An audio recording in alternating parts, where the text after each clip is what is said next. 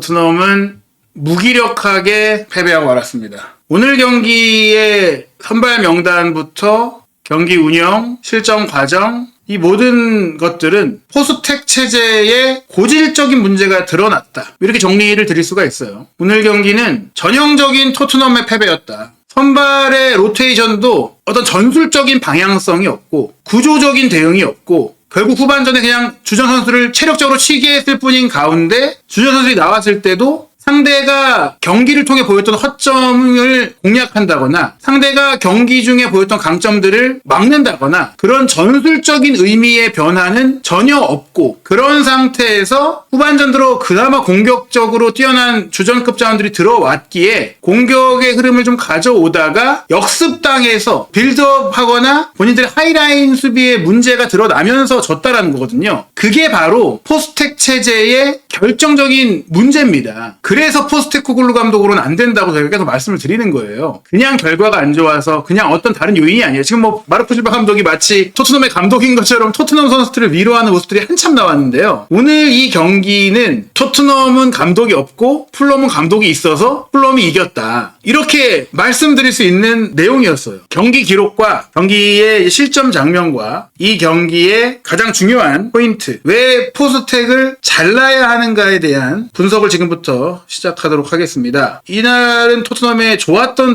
공격 장면을 거의 찾아보기가 어려웠죠. 손흥민 선수의 고군분투뿐이었고 그나마 손흥민 선수가 뭔가 좀 해보려고 하고 또 공도 잘 지켜주고 운반하고 연결하고 그랬지만 토트넘이 가지고 있는 수비적인 문제를 손흥민 선수가 해결할 도리는 없어요. 그렇기 때문에 이 경기는 제 아무리 손흥민 선수가 날고 뛰어도 위기에서 구할 수 없는 포스텍 체제의 절망을 보여준 경기였다. 이렇게 정리를 좀 할 수 있을 것 같습니다. 게다가 세세뇽한테까지 골을 먹었다라는 것은 토트넘이 인력 운영이라든지 토트넘의 선수들의 잠재력을 끌어내고 활용하고 뭐 이런 측면에 있어서 빵점짜리 구단이라는 걸 또 보여준 기록이에요. 그만큼 토트넘은 전체적인 운영의 묘가 없는 팀이다. 오늘 최악의 팀이라고 할 수 있겠죠. 이런 최악의 팀을 보기가 좀 쉽지가 않은데요. 오늘 경기 전반전에 7명의 선발 선수를 교체한 토트넘이 조금 공세를 펴는 것 같았지만 풀럼이 곧 주도권을 잡았죠. 그리고 풀럼이 조금은 판정적으로 아쉬운 장면, 흥분한 장면들이 나오면서 그때 토트넘이 다시 주도권을 가져갔어요.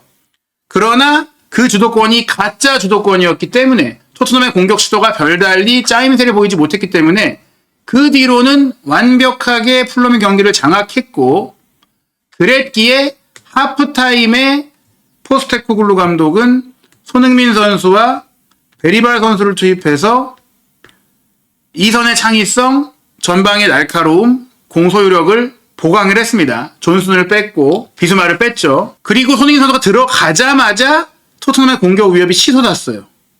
물론 풀럼의 반격도 있긴 했지만 대체적으로 계속 토트넘의 경기를 주도했단 말이에요.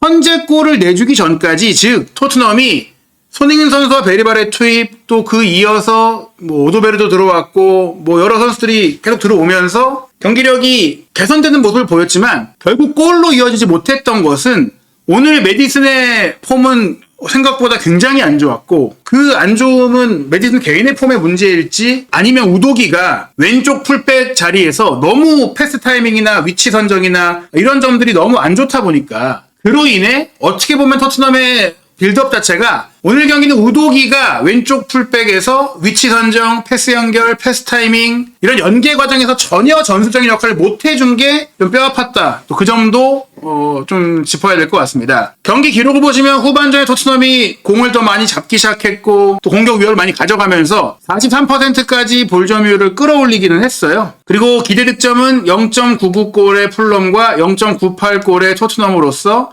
비등비등해 보였죠. 그리고 빅찬스는 오히려 토트넘이 3개였고 풀럼이 하나였다는 점에 있어서 사실 이 경기의 내용을 전체적으로 들어보면 풀럼 자체도 경기를 그렇게 잘했던 건 아니기 때문에 저는 승점 1점을 나눠 가질 정도의 경기이긴 했다. 그러나 말씀드린 이 우도기의 부진, 우도기의 잘못된 플레이가 손흥민 선수의 장점을 활용하지도 못하게 했고 그나마 후반전에 조금 텔이 나아졌는데 오히려 또 텔이 나아졌을 때 오도베르가 들어왔고 오도베르가 실책을 했고 그 실책에 대한 신경 쓰임이 자신감을 위축시켰는지 오도벨의 경기력은 계속 안 좋았고 메디슨과 우도기의 합도 안 맞았고 메디슨, 우도기, 손흥민 3명이 왼쪽에서 가져갔던 빌드업 구조도 좋지 않았고 그러면서 계속 경기는 미궁으로 빠졌어요. 후반전에 토트넘의 슈팅 숫자가 꽤 늘어났기 때문에 말씀드린 대로 후반전에 손흥민 선수가 들어와서 토트넘의 경기력은 개선되었으나 골이 들어갈 것 같다라는 기대감을 주지 못했다. 슈팅 숫자 13대 12, 유효슈팅 4대 4. 팽팽한 경기처럼 보였던 것은 풀럼이 생각보다 부진했고 토트넘은 그런데 더 부족한 경기력을 보여줬다. 그리고 여기에는 많은 선수를 바꾼 것을 넘어서 이제 2년차 시즌도 거의 끝나가고 있는 상황인데 포스테코글루 감독이 전술적으로 과연 무엇을 성취했는가, 무엇을 만들었는가에 대해서 큰 의문을 들게 하는 그런 경기 내용이었습니다. 게다가 최근에 빡빡한 일정도 아니었잖아요. 물론 주중에 계속 유로파리그 경기가 있었다고 하더라도 결국 이 경기는 포스테코글루 감독이 과연 팀적으로 어떤 플레이를 만들어줬는가에 대한 물음표를 크게 남겼다는 것인데요. 공격을 계속 몰아치다가 골을 넣지 못했을 때의 토트넘의 실점 상황은 명확하게 자기 진영에서 상대 진영으로 넘어가는 과정에 너무 시간이 오래 걸린다.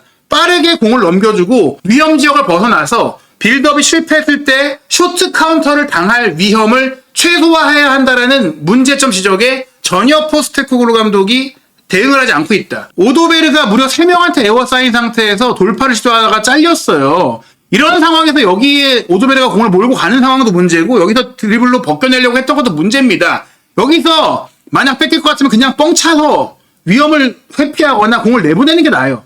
빼앗기면서 뒷공간이 완전히 열렸잖아요. 빼앗겼을 때 스펜스가 쫓아가더라도 이 쫓아간 상태에서 공을 완전히 차단할 수가 있느냐. 윌리안이 로빈슨에게 주고 로빈슨이 올렸을 때 빠졌죠. 그 다음에 헤더로 한번 필터링을 해줬다고 하더라도 재차 문전 위협 상황에서 결국에는 수비수들이 기민하지 못했다. 전문 센터백도 이미 뺀 상태였다. 그레이 벤 데이비스의 센터백 구성이 나왔던 문제. 결국에는 여기서 페레이라 패스를 무니스가 밀어넣는, 노리고 넣었던 슈팅이 통과가 됐죠. 터프한 센터백 없이, 전문 센터백 없이 문전을 사수할 수 있겠느냐. 오히려 상대는 힘 좋은, 피지컬 좋은 무니스, 아다마, 그리고 문전 침투력이 좋은 케원이를 투입을 하면서 오히려 실제로는 선발로 뛰는 게 더 맞다라고 생각되는 히메네스나 또 조금은 얼리크로스 위주의 플레이를 했던 이워비나 부상 이후 폼이 떨어진 스미스로보다 나은 선수들이 들어왔을 때 오히려 로메로를 쉬게 해준 이 판단은 잘못됐다. 그리고 그런 상태에서의 하이라인.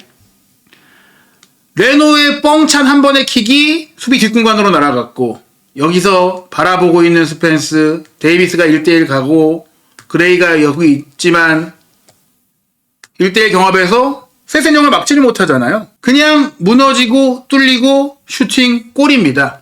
허무해요. 빌드업, 연계, 그런 수많은 탈압박 플레이들을 의미 없게 만드는 하나의 롱볼. 전방 압박이 이루어지지만 그 압박을 구조적으로 가져가지 못하기 때문에 선수들은 지치고 따라 내려오는 과정에 지치고 그 과정 속에 수비적인 안정감이 없는 토트넘의 문제점은 이 경기의 이 실점으로 또 드러난 거예요. 왜 이게 전술적으로 대비가 안 되느냐. 포스테코글루 감독은 끊임없이 우리의 축구의 완성도를 높여야 한다라고 말을 했지만 그 완성도가 2년째 이루어지지 못하고 있는 것에 대해서는 과연 어떤 말을 하게 될지 궁금한 상황입니다. 저는 이번 A매치 시기간의 팀을 정비하고 전술적인 방향성을 바꿔야만 8강에 올라와 있는 유로파 리그에서라도 우승의 희망을 이어갈 수 있다. 이 경기를 보고 포스테코글루에 대한 경질 결정이 내려져야 한다고 생각이 됩니다. 오늘 경기 토트넘에서 우도기가 가장 높은 평점이 나온 것은 기계식 평점의 오류라고 생각을 합니다. 교체에 들어가는 선수 중에 이 무니스가 골을 넣으면서 7점 받았는데 토트넘에서는 7.3점의 손흥민 선수만이 사람 같은 플레이를 했다라는 평가를 받았는데요. 손흥민 선수 후반전만 뛰면서 왼쪽 사이드를 기반으로 문전으로 거의 들어가지 못했어요. 이 이유는 상대 수비의 견제도 견제지만 우도기가 패스 타이밍이나 우도기의 위치 선정이 계속 손흥민 선수의 동선을 방해했기 때문에 손흥민 선수가 밖에서 겉돌 수밖에 없는 플레이를 하게 된 것이고요. 그 과정 속에서 8번의 크로스를 했고 4개가 연결이 됐고 키패스를 3개나 했던 손흥민 선수입니다. 패스 성공률도 83%로 높았어요. 손흥민 선수의 개인적인 퍼포먼스는 나쁘지 않았지만 본인이 파괴력을 발휘할 수 있는 역할로 갈 수 없었던 것. 손흥민 선수를 제대로 활용하지 못하는 토트넘의 문제는 동료 선수들의 문제를 지적하는 것도 있겠지만 그 선수들의 활약을 제대로 끌어내지 못한 포스테코글루 감독의 문제라는 것. 포스테코글루 감독이 최근 무승부를 거둔 본머스의 이라올라 감독, 또 이번에 완패를 당한 풀럼의 마르코 실바 감독보다 훨씬 수준이 떨어지기에 이들이 후임 감독 후보로 거론되고 있다는 것을 알 수 있는 경기였습니다. 너무나 시간이 아까운 경기였다. 보는 것이 내 인생의 낭비같이 느껴진 경기였다고 보는데요. 과연 포스테코글루 감독은 이 경기에 대해 어떻게 이야기를 할지, 그리고 과연 포스테코글루 감독에 대한 경질 논의가 이어질 수 있을지, 그리고 한준TV는 3월 A매치 월드컵 예선전 경기도 여러분과 실시간 소통방송 입중계로 함께합니다. 3월 20일 오만전, 그리고 3월 25일 요르단전도 한준TV와 함께해 주시기 바라고요. 그렇죠. 우도기의 문제는 감독이 우도기의 플레이를 개선시키고 발전시키지 못했다라는 점. 이런 상황이었으면 포로를 뛰게 하면서 스펜스를 왼쪽에 놨어야 하는 게 아닌가라고도 생각이 들기 때문에 이 경기의 패배에 가장 큰 책임은 포스테코글루 감독에게 있다는 점 다시 한번 말씀드리면서 오늘 함께해주신 입중계 함께해주신 여러분 감사드리고요. 계속해서 여러분들도 댓글이나 또 실시간 채팅이나 많이 의견 주시면 여러분들이 원하는 컨텐츠, 원하는 방송을 계속해서 만들기 위해 노력하고 있으니까 적극적으로 의견 주시고 항상 소통하는 방송이니까 많이 함께해 주시기 바랍니다. 감사합니다.